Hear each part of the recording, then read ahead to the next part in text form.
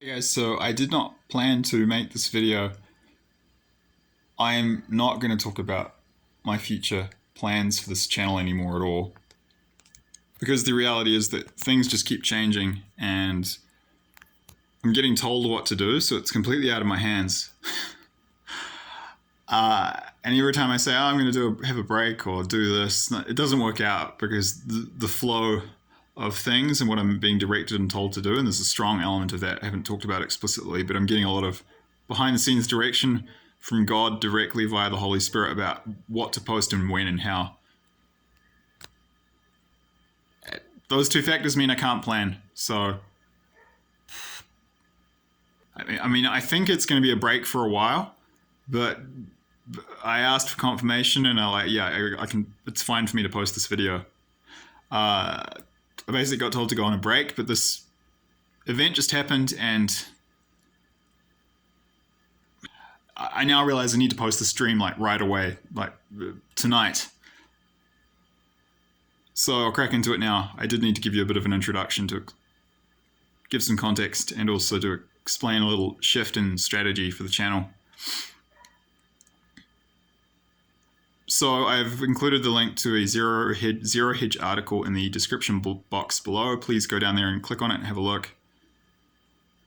Apparently Vladimir Putin, president of Russia, is about to give a speech, and it's speculated, and it looks likely, no one's sure, that they're going to declare a full mobilization of the Russian armed forces. I don't know if that's going to happen. This is what people are speculating. There's some other stuff that's been going on. Apparently Russia just opened an office for foreigners to join like a foreign legion fighting for Russia, and that the Duma, which I think is like the Russian parliament, has been passing new legislation around conscription and mobilization of troops and moves towards full open declaration of war, just from a cursory read of that Zero Hedge article. And this is why people are speculating that this is what this meeting will be about. The speech that he's about to give will be about, rather. He was meant to give it today, but it got postponed, which is also highly unusual, apparently. There's huge buzz. People are awaiting this announcement. So I got shown this dream. I had this dream about 5 weeks ago. So in late August of this year, I don't know the date off the top of my head. I just have to get this out immediately. It would take time to go through my dream journals. I can remember it vividly anyway, so I don't need to refer to it. The dream journal entry. It's pretty simple and quick. Here I go, but once you hear it, you'll understand why I suddenly felt the urge to put it out immediately.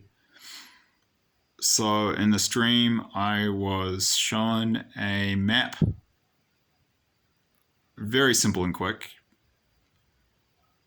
I was shown a map of the world. It was kind of a globe type view. I've had this before, as if I was looking down on the earth in a kind of Google Maps type format. It kind of looked like that. But it was just, like the surface of the earth from space. And the planet was rotating slowly and to the left, whichever way it rotates. and the view was centered over an area of the Western Pacific Ocean in the region of Melanesia. So I could see the Coral Sea on the northeast side of Australia. I could see Vanuatu, and I could see the Solomon Islands. And the islands were colored in red. And then the symbolism was quite cryptic. It took me a long time to work out. It took me weeks, actually. The islands were colored in a vivid scarlet red. And then they had kind of what looked like mountains of data.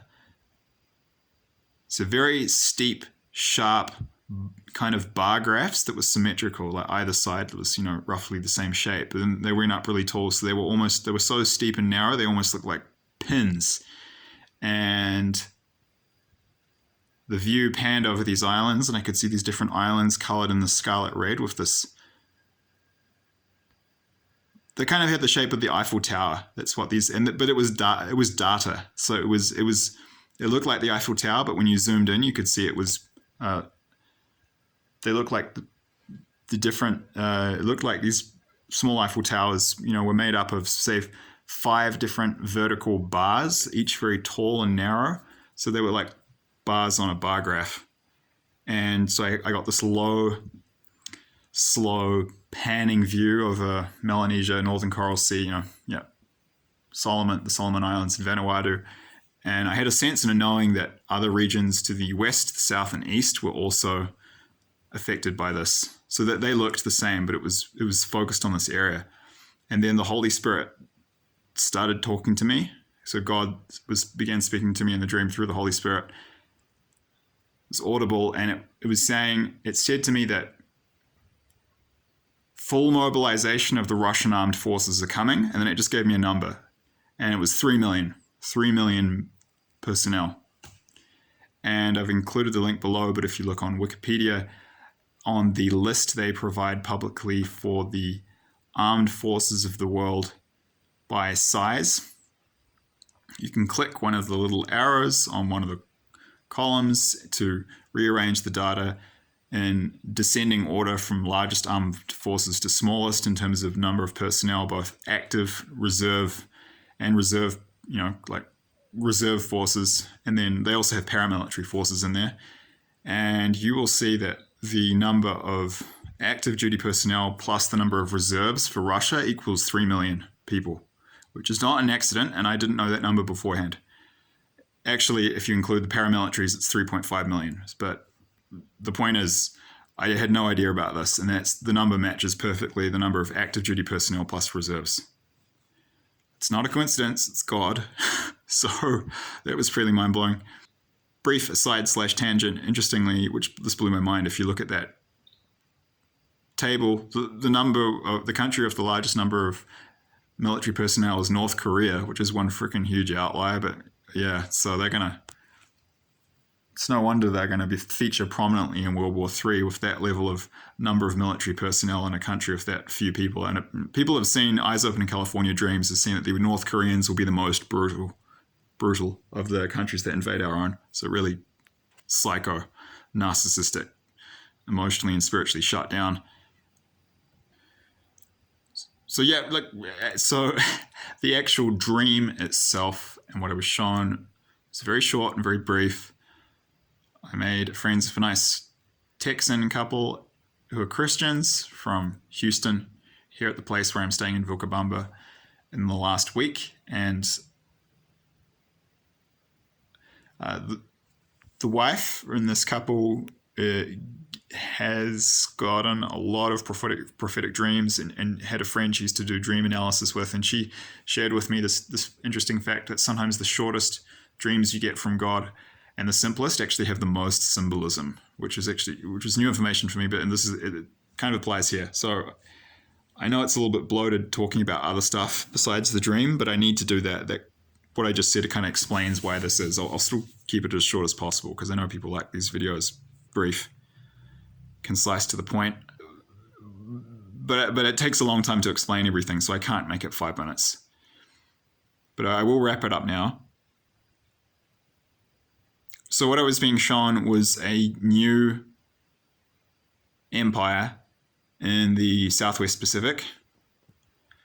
And it was showing that the forces of the invaders will take that region of the Pacific. They'll take the entire Indo-Pacific, basically, because you might remember I said in the dream, I had a knowing in a sense that Australia, areas to the west and the south and the east, so Polynesia, New Zealand, Australia were also covered by this empire. So what I was being shown basically was that, obviously they're going to grab the Solomon Islands and Vanuatu. I think the deeper symbolism here was actually that the military base that China is looking to build in the Solomons will be a crucial staging point for the invasion of the main invasions and attacks in that part of the world, which will be on Australia and New Zealand. So they're going to do island hopping, and they're going to be using those islands, including the Solomons, as staging bases to get supplies, material, and for logistical purposes to get their military people in before they do the invasions of New Zealand and Australia. Yeah, and the red and the gold. Yeah, the yellow was more like a gold. It was the communist colors, the colors you saw on the old flag of the USSR and also on the flag for China. So the colors were representing both Russia, and China, and I think also North Korea. So it was basically speaking of a combined force of troops, a multinational invasion force of communists from Eurasia. And I know those for sure. Those three countries will be heavily involved. No, they're not heavily involved. They are involved in the invasions of New Zealand and Australia and the Pacific. And the very tall yellow bar graphs in the shape of an Eiffel Tower represented the very high numbers of troops compared to the local population. So there was all this weird, interesting dual symbolism. Like, yeah, the colors represent communism, communist flags of Russia and China. And then, yeah, weird bar graphs represented, just the high numbers of troops that they'll have compared to the local population. And, I just felt to put this out there now because I was going to wait, but it looks like Russia might be mobilizing that many troops tomorrow. I don't know. I know it will happen. I know it's when, not if, but it could be tomorrow. But if it is tomorrow, then I want to make sure I got this out publicly on the record that I had a dream about it ahead of time. Because if I do it after the fact, it's not the same for you or anyone else. And it helps the channel get more of a profile, which means more people get the warnings. So it's good for everyone if I get it out as soon as possible. So that was basically it. It took me a while to get the symbolism. It was an extremely short dream. There was a lot of information in there, in that symbolism. 3 million people is roughly 2% of Russia's population. I think Russia has something like 142, 144 million people. If we round that up in our heads to 150 million, 150 million divided by 100 is 1.5 million. 1.5 million is 2, so about 2%. To put this in perspective, if the US had this many people in its armed forces, you'd be looking at an army of around 7 million people. So I think the US population is close to 340 million right now. It's something like 335 or 338. Let's just call it 350 million for the purposes of this video. 350 million divided by 100 is 3.5 million, times 2 is 7 million. So 7 million people, which is, I think, it's the same number of people living in, I think, Oregon or Washington State. Yeah. So it's huge. Anything else to add? That's pretty much it. I had some intuitive downloads today about a new format for the videos in the future. This is super inefficient. Like 12 and a half minutes to explain everything is not the best way to do it, but it's better than nothing.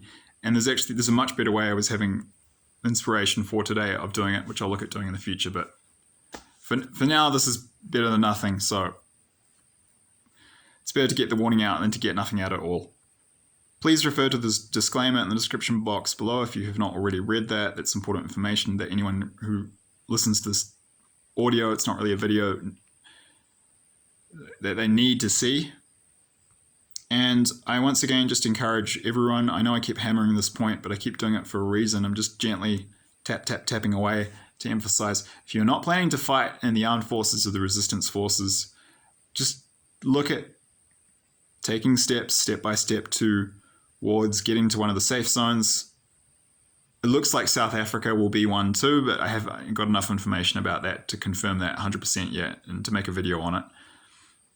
But yeah, there will be some in Africa, but for now I have been given Chile, Argentina, and Ecuador. Good ones to look at. Just look at having an insurance policy.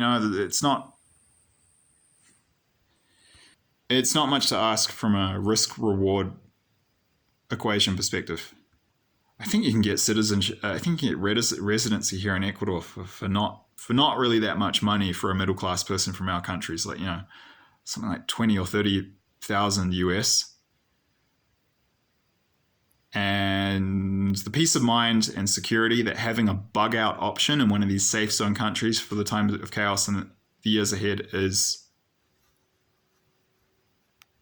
cheap at that price, and it'll be more expensive in other countries. It's a lot more in Chile and Argentina to sort residency, but it's still cheap compared to freaking out once our civilization starts to collapse and the economy tanks, which will happen soon, and then being stuck there when we get invaded, and then you might be part of the new Russian Empire, along with what land China and North Korea have grabbed and carved up, and it's not going to be much fun. So you want to have options, guys. Purpose of the channel is to warn people, forewarned is forearmed, so the idea is that it has a practical bent, so just another gentle nudge. Look at making preparations to, have options for countries to go to as a safe zone, and just look at investments that will protect your wealth. I've talked about precious metals, physical gold and silver in the past. There are certain cryptocurrencies that you can look into too. Just another gentle reminder to do that when you can, because all Western fiat currencies will shortly collapse to nothing. And you do not want to be stuck in the Pacific, in the Indo-Pacific theater of World War III, when we have a repeat of what happened 80 years ago. And if you've read the accounts of the fighting on the islands like Guadalcanal and Okinawa and Iwo Jima, where the Americans primarily, with support from other groups like, soldiers from India and Australia and some English, where they were going up against the Japanese, it was absolutely hellish. Those are topics for another video. Yeah, I don't know, but I suspect it will be gone for a while still after this. I've had a number of other significant dreams in the past 4 to 8 weeks, 4 really big ones, but I'm just pausing it and I'll post those when I can. And it's possible I may be prompted to make another quick post like this before something happens that I was shown in a prophetic dream, but I suspect it will be some months, but I don't know. So just keep prepping and researching, because realistically, it's not the time to party. It's the time to get prepared. You can party a bit, actually, if you've prepared. Have fun, and you'll be able to have more fun, and you'll be relaxed, having peace of mind, knowing that you've got bug-out zones and safe zone countries for World War III and the Great Tribulation / the Earth changes. All right, thanks, guys. Hope that was of some value, and I'll see you in due course. All the best.